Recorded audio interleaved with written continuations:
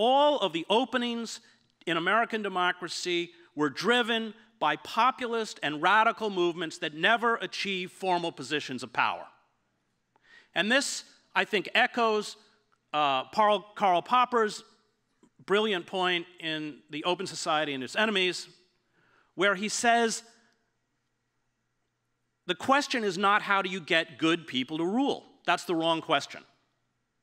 Most people, Popper writes, who are attracted to power are at best mediocre, which is Obama, or venal, which is Bush. The question is, how do you make the power elite frightened of you? That's the question. And that's what we've forgotten on the left. It's not our job to take power. Power's the problem. And all of these movements, whether it was the abolitionist movement, the suffragists, the labor movement, and maybe the last great movement, the civil rights movement, none of these movements achieved power. And yet you could argue that until he was assassinated in Memphis in April of 1968, the most powerful political figure in the United States was Martin Luther King. And that's what we have to reclaim.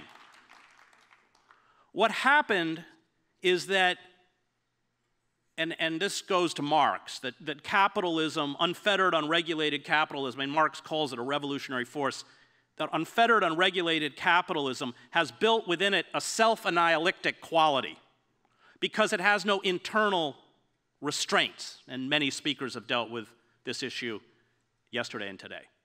It will exploit, it will commodify everything, human beings, the natural world, until exhaustion or collapse. So that 40% of the summer Arctic sea ice melts, and fossil fuel companies like Shell look at it, the death throes of our planet, as a business opportunity. And the check on unfettered, unregulated capitalism were these radical populist movements.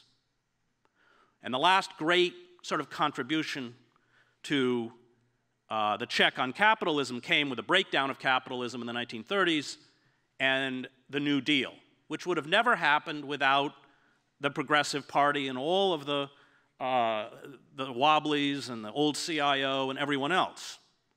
And it's interesting that Roosevelt was very cognizant of what he was doing and wrote afterwards that his greatest achievement was that he saved capitalism. Because with the breakdown of capitalism, he created mechanisms, and that's, Chomsky writes that the liberal class acts as a kind of safety valve.